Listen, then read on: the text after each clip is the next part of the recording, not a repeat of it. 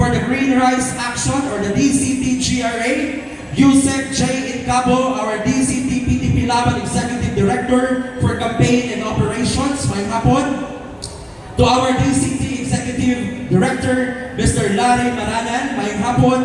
To our lead coordinator and event organizer, ay tibong ko ato silang palakpakan. And magpasalamat po ta sa atuang or suporta ikan sa atuang city government offices, unang-una nila ang City Mayor's Office, Barangay and Cultural Communities of po ang atuang kausa, basta mapabilin kita nga mugawas sa atuang mga panimalay, aron magpakita o magpatayag kining gihimo na Rizal Park dinhi mo kining gihimong venue para sa tanan na gusto mo padayag sa ilahang ibati ug ilang suporta sa Green Rise Action. Nganong Green Rise Action? Green kanitong gisuot karon nagpatuod kini nga suportado nato si Tatay Digong, si VP Sara ug ang pamilyang Duterte.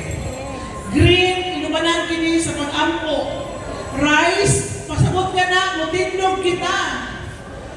Kini Domingo giadto kini ni Mayor Baste nga Domingo ni pahigayon ng Green Rise Action kay karon katong mga manimba, manuroy o katong mga gusto mo salmot, walay mga trabaho, unta sa sunod na mga Domingo magkita-kita kita o asa pa nato ipahigayon na atuang mga kalihugan para kay Tatay Digong. Kada adlaw ato ang ipatayag sa kaning administrasyon ni Marcos na wala kita nakaangay sa ilang gibuhat sa tuwang mayor sa syudad na si PRRD. Tama ba po? Tama. Kung muhilom kita, magpakahinom na po sila. Nakita niyo itong mga activities na kinahimo dito sa The Hague. Diba? Ang mga OFW, grabe kaayo nga ito ang pasalamat sa ilang palakpakan nato. Ang ato mga OFWs. Okay, si Congressman King Bilimak. Hikan pa nagsalanggani ha? Ni Ariga dire, nag-text yan ako na, ma'am, muabil ko ma'am sa inyo ang Green Rise Action. Sige, ani dire. So diba? So nakita ni mo ang iyang kasing-kasing, ang iyang buhat, iyang ipakita, ang iyang pagpadayag dito sa Ilas Sarangani o diri sa Davao. O siyempre, ang tinaw kalimtan. Pakpak mga silingan. Salamat kay Tatay Digong ko. Again, ako si Prime Perez, kaning nagrepresentar sa pagpakabala. Kaning ngayong to or kaning stage, or ikadumala ko ng pato, meaningful kayo sa mga organization. First organization na muna po, ang Mindanaoan Youth Development Center. Kuwanto siya, sabay ko siya sa pagpanumbag ni Mayor Inday Sara na Vice President na karon. So, pagkauma ko na yun, or nagkasabayan siya, nabuo ang Mindanaoan Youth Development Center. Mga bata-bata, pag-ibig ato. Siguro ako, napako sa 18 ato. Nakagani, diri karon si Mac ang nagsulat atong write-ups gid namo dayon. So, ni-pick up po siya sa Manila Bulletin, and nationwide yun ang among statement igawa sa ato. And then after 3 days, nag-activity diri sa sa Rizal Park na kanang gi-explain nganong gibuhat ko siya. Para sa mga ato, sa kabatanunan, sa perspektibo ni Mindanaoan Youth Development Center, katong action kay kuano siya, pag-protect sa masa, pag-protect sa atuang sa mga kabos o sa katawhan, dili lang sa Davao City, but usa to ka symbol na nagrepresentar na dapat mas magpatigbabaw ang justisya sa kadaghanan. Makuha na itong balik ang presidensiya yun, namulintod yun si Ma'am Inday. Mawagin na siya ang isa sa pinaka-practical. So, kung dugay man, ato nang paabutod, muna na concept ang pagpakabana. Ang unang GC nga nabuhat na mo, ang pangalan kay Ambot, di yun na mo ma-explain ang gibati ato matay. Kabanunay nga, parihang yung ato tanan. Pero sa pila ka adlaw, nigawas nga, kanang si PRRD o si Mayor Digong Duterte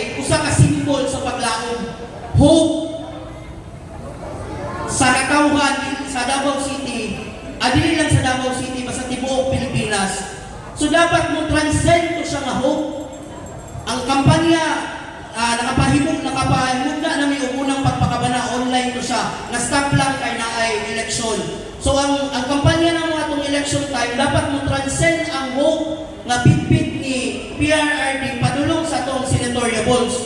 Tuod man, daghan yun na naog nato ng mga senatoriables, ug daghan na naog nato ng mga naka-line up sa PDP o sa akong anak. Bot pasabot, kanina pakigbiso, kanina pagpakabana, ang effect ani sa sunod na henerasyon. Mo nang encourage with me nga ang kaning pagpakabana dili lang kay mga apil-apil ka. Pagpakabana nga conscious kanang inform nga pagpakabana mao nang naay table diri, naay mga bangko. Kay himuon nato murag nag-istorya ra si Atty. Delgra o uban nato ng mga batanon natong resource speakers ng mga batanon nga unsa ang ilang perspektibo sa nahitabo kay PRRD o sa moabutay nga panahon labo na kay Mayor Inday. Kung makita ninyo nanay, protect BP Inday Sara. In Cabo, DCT Executive Director Larry Maranan, Lead Coordinator and Event Organizer Ma'am Jocelyn Taping. Troubles come, and my heart burdens me. But then I am still right here in the silence until you come and sit with me. You raise me up so I can stand on mountain. You raise me up to walk on stormy seas. Alright, thank you so much. Assalamualaikum sa mga mga kaigsuunan ng Muslim. Okay, maayong hapon to Attorney Delgra, sa ang mga SK representatives gikan sa nagkadaiyang barangay sa atong syudad, sa mga kaubanan ng mga barangay officials, sa ang mga youth sector, sa mga tanan ng mga sectors na present din ang mapuna, maayong hapon sa ang tanan. Mabuhay yung madayaw, si Carlo. Anyway, unang-una, nakuha nga ko ang pagpasalamat na mahimong kabahin ni hining ato ang activity karon sa ato ang pagpakabana, no? This is an activity initiated by the Green Rice Action. Dagan kayong salamat sa kahigayunan na makapaambit karong hapuna. I just would like to share to you three mga puntos nga nakatadinhin karong hapuna, no? Ganong nakakudinhin ni Tindog isip pagpadayag sa kuwang suporta. Una-una, nakatadinhin karon because we wanted to show our support ato ang gugma alang sa toong pinalangga former President Rodrigo Roa Duterte sa toong Tatay Digong. Nakatadinhin karon tungod sayod ko kitang tanan nagsaling ta sa iyahang kind of leadership, nagsaling ta sa iyang pagkatao, nagsaling ta sa iyang pagkaamahan sa tuwa dinhi isip mga Dabawenyo, dili lang mga Dabawenyo apan mga Pilipino. Nasayon ka kung giun sa tapagpangga ni Tatay Digong, kung giun sa niya pagsakripisyo iyahang kinabuhi para sa tibuok katawhang Pilipino. Nasayon ka sa iyang mga gibuhat aron ibalik ang dignidad sa mga Pilipino sa tibuok nasod, sa tibuok kalibutan. Nasakit ka giun sa tapagpangga ni Tatay Digong. O kita tanan naka-benefit ni isip mga Dabawenyo. Nakita nato ang iyahang kind of leadership, kung giun sa niya ang Davao City, kung giun sa niya pagpasunod kitang mga Dabawenyo, giun sa niya pagdisiplina. No wonder ingon ani karon ng Davao, dunay lig-on kaayo ng mga Dabawenyo na despite sa mga challenges, despite sa mga panghitabo, kitang mga Dabawenyo nagpabilin ta nga maisugon, nagpabilin ta nga naghiusa, ug nagpabilin ta nga lig-on, ug dili ta mapukan sa bisan unsa pa na mga problema nga moabot dinhi sa atoa. Ikaduhang punto, naatad ni karon tungod gusto nato ipadayag ang ato ang kasuko, ang ato ang pagkadismaya sa injustisya nga nahitabo, sa injustisya nga gibuhat nila kay Tatay Digong, sa injustisya nga gibuhat nila kay VP Sara, sa injustisya nga gibuhat karon ni administrasyon ni Marcos. Gusto nato ipatiyag ang ato ang mga kasakit, ang ato ang mga kaaligot-got, e tungod wala talaga gusto sa gibuhat ni ining administrasyon karon. Despite sa sakripisyo ni Tatay Digong para sa tibuok katawhang Pilipino, ingon-ana ang ilahang gibalos. Ato ang ipadayag kini ato ang mga gibati pinaagi sa ingon-ani avenue, pinaagi sa ingon-ani nga mga setting, pinaagi sa usa ka diplomatic nga pamaagi. Nya magpasalamat kay bisan pa man daghan kaayo mga tao nga sa gihapon nagsalig kaniya, nagsuporta kaniya, nagpangga kaniya. Unya kita bilang mga believer ni Tatay Digong, kita bilang mga tao nga nagsalig, nagpangga kay Tatay Digong, nagsalig, nagpangga sa pamilya Duterte, nagsalig, nagpangga kay VP Sara. Muna ato ang ginabuhat, aging suporta sa maong kanang petisyon, sa maong pagdumili sa injustisya na gibuhat ni ining administrasyon karon. Atong ipaabot pinaagi sa atong hiniusa nga tingog na kita wala nakauyon o kita buot nato makita ang tinuod nga kabaguhan, buot nato mabati pag-usab ang presensya sa gobyerno, sama sa gobyerno nagipa-experience sa ato ni Tatay Digong o sa ka-gobyerno nga nabati din sa katawhan nga ang katawhan na ay lig-on nga liderato na ay lig-on nga pang-gobyerno. Mag-ampo na sa kanunay nga kini nga ang protesta ipaagi nato sa ato ang pagpabilin nga paghiusa pinaagi sa ato ang mga pag-ampo. Unya garan mga batanon man nga naa dinhi karon.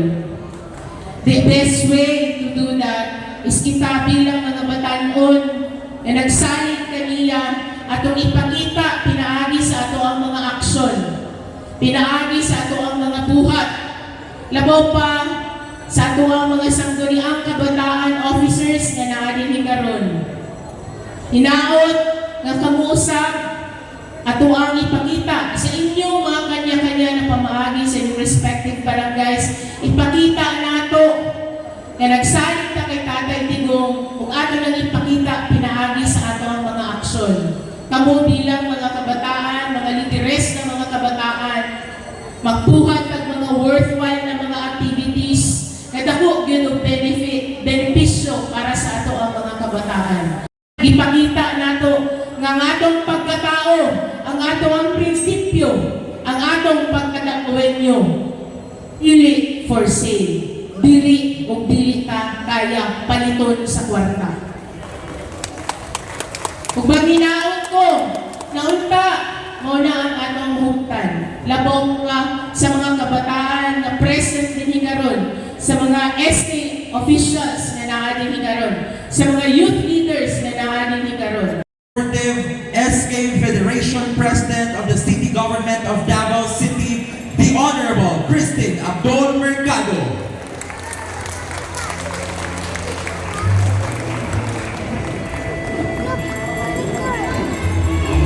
Assalamualaikum warahmatullahi ta'ala wabarakatuh. To our beloved City Mayor Sebastian Pase Duterte, to our organizers, Sir Joseph Mira Balota and Cabo, Sir Fran Noverdeles, lead convener, to our esteemed guests, Councilor-elect Pamela Lidrado, 1st District, Honorable Datu Pax Ali Maconda Datu, Honorable Bridget Badi de las Calvo, Punong Barangay, Barangay Tibungco, Honorable Omar Duterte, Punong Barangay, Barangay Buhangin, Congressman-elect, 2nd District, City of Davao, Sir Pio Moreno, political blogger analyst, Attorney Israelito Pitorion, DGF CFI Law, Honorable Rahima Osman Pulao, Deputy Mayor Bangsa Maranao, to Bay Ana Jessa Crisostomo, spokesperson Mindanao IP Youth Organization, Honorable Jericho Emphasis, SK Chairperson of Barangay Maa,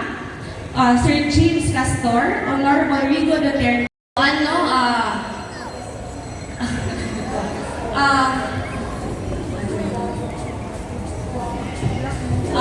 Mo lang to no kana magpasalamat gyud ko kaysa despite sa ilang pagwadwad o dako nga kwarta through AX AKAP pero unsa atong gibayos kanila atong gihimong landslide ang hupong sa taong lungsod. Palakpakan nato atong mga sarili kay indeed Davaoenos are really not for sale. Daghan kaayong salamat ug maayong paggabi kanatong tanan.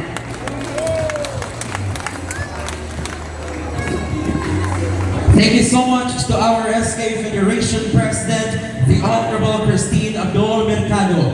And karon mga kaigsuunan, before ka ma-proceed sa istorya ta kabatanunan talk, aduna ta ka special performance kaihanad kanato gikan ni Mr. Noah Ong, a voice impersonator. Atong palakpakan. May gabi sa inyong tanan. Uy, si tatay na. Ay, tatay digong. Tatay digong natin. Let us welcome back the President of the Republic of the Philippines, Mayor Rodrigo Roa Duterte. Alam ninyo, maraming salamat. Good evening, everybody. Magputang ina ng mga. Ngayon, ako, I was now a mayor of Davao. Ang masasabi ko lang, maraming salamat. Ngayon, yung mga drug addict, yung mga ugot, yung mga kurap sa gobyerno, mga putang, ina ninyo.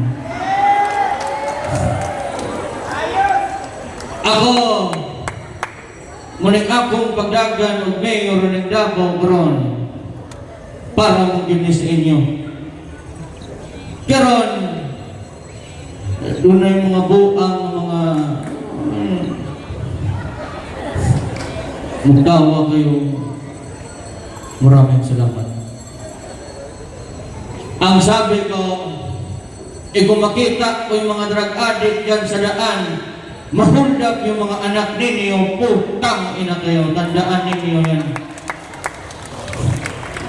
So now, I am served to a Filipino country. Trabaho ko lang serbisyo sa tao. Ako, magpasalamat yung ko kay ni Amo karon. Maraming salamat. Mabuhay kayo. Oh my God, I hate drugs. Salamat. Daghang salamat, Mr. Noah Ong. Wala yun. Ako. Hindi na makain. Litalikod na lang siya ko ako ginaunas. Tatay, di ko murag yun. Di ba? Kita ba ba yan? Duterte! Duterte! Duterte! Ayan, daghang salamat. Daghang salamat pag-usap, Mr. Noah Ong, no? Murag naaragin si Tatay Digong diri sa ato ang palibot, no? Wala yun. Nawala ang presensya ni Tatay Digong, no? Na nakadungog ta sa iyang tingog. Iyang tingog na lang yun. Pero mag-asa tanan nga sa dili madugay karong tuiga personal na gyud nato makita og balik si Tatay Digong dinhi sa Davao City. Amen. All right. And karon, let's welcome back our lead convener sa ato ang pagpakabana movement, Sir Matias Reyes Jr.